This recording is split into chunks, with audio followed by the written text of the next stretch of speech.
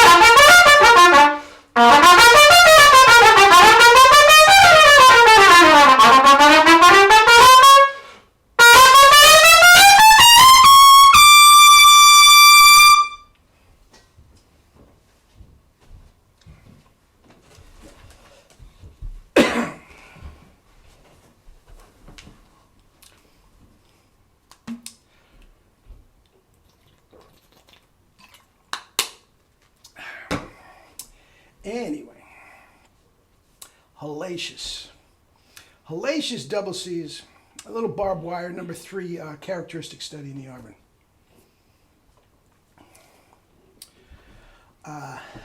Double C's in Arbor.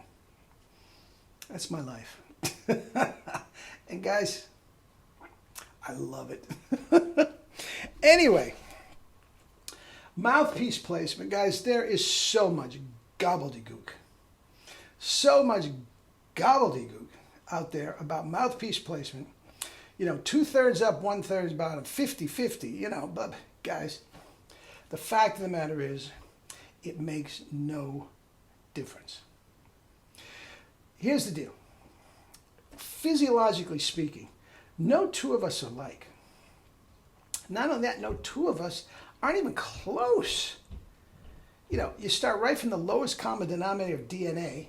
You go to teeth, you go to tongue, to go to lip structure, you go to lip thickness, you go to jaw structure. None of us are not even close. The notion that I should have the same, you know, mouthpiece placement as Mel Broyles, or anybody else for that matter, is just dumb. I mean, Philip Farkas of, you know, Chicago Symphony fame, the horn player. Guys, he had this whole system, you know, and he couldn't play a note that anybody wanted to listen to. Big gashes. Just you talk mayonnaise and lips were chopped up. Oh, Farkas. But he told everybody it had to be a certain, guys, again, I'm getting crazy, and I don't mean to go after one person. But he was a big one that it had to be such a thing, and you're playing in the mirror, and, you know, it's ridiculous. Absolutely ridiculous. Now, everything that you have to know about trumpet playing happens inside your mouth. Okay? To a lesser degree, are the vibrating surfaces out front. That little bit, and how you put the mouthpiece on that little bit means nothing one way or the other. Now, we talked about Mel Broyles. I'll just use him. Now, he always, when he went into the upper register, would put it farther up underneath his nose. He said, Ace, I want to get some more meat in there. And that's what worked for him. I tried that so many times. And, you know, I tried a couple times in the lesson. Ace, I don't care. I don't care if it worked. Guys, it doesn't matter. The fact of the matter is, some of the funkiest embouchures wouldn't fit into Philip Farkas's little equation Wouldn't come close. Adolf Scherbon looked like he was playing the clarinet. It was so, he obviously had an overbite, and it just worked for him. And he was extraordinary. Maynard's off to the side. There's so many great trumpet players that wouldn't pass the Philip Farkas test, you know, and they're extraordinary players, okay? One of the best players in New York, one of the top calls for the last 25 years at least, this guy named Jim Hines, buddy of mine. He had a very, very funky embouchure. He had a very, very forward jaw. Looked like he was pushing it up from the side. And it was off to the side. And he had that when he was, since the first time he picked up a trumpet. Played extraordinary trumpet. Chops, double C. Double C's, no problem. Had never had a chop problem in his life. And it's off to the side. Now, if Farkas got a hold of those three guys, Scherbon,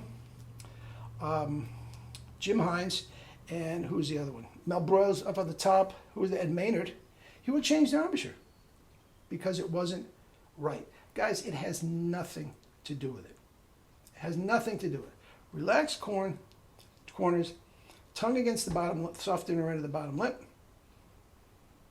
and little air. That's what you have to. The mouthpiece is here instead of here. Play it on the red. That's another silly. Oh, God. I'm getting emotional. I can't believe it. Who played on the red? Adolf Herseth played on the red. Nothing else need be said. If we're going by what gets results, we should all play on the red, if Herseth did. And the fact of the matter is, I'm talking about some funky embouchures. Guys, there are guys with perfect embouchures, according to Philip Farkas, and they can't play a note that anybody wants to listen to. I can give you names. I can go that way if you want to, but I won't. Now, it looks like I'm beating up on Philip Farkas. I just believe it's silly. It's absolutely silly. If one of your students is not playing correct, is not getting the proper tone, power, range, and endurance, it's inside his mouth. It's not the tongue mouthpiece placement. It's just not. It's the tongue placement is probably wrong, not the mouthpiece placement. It's as simple as that. That is why I truly believe that anybody can play a 1SB mouthpiece, the thickness of their lips notwithstanding. If they're held in the correct way, you're just putting this on it. That's a Bach mouthpiece. Perfect example. Anyway, mouthpiece placement, silly. Don't give it a second thought. The only reason why I bring that up is because I get phone calls all the time. People buying mouthpieces, they always end up talking chops, okay? And I can't begin to tell you how many guys are saying, now, is it got to be on the upper lip? Is it got to be? You're thinking about the wrong thing. If you're thinking about anything other than relaxed corners, compression with the tongue against the soft inner red of the bottom lip, and overblowing, if you're thinking about anything other than that, you're thinking of the wrong thing when it pertains to chops. Case closed. Anyway, that's it. Eat and drink your fruits and vegetables and live your life with true power. Love you all.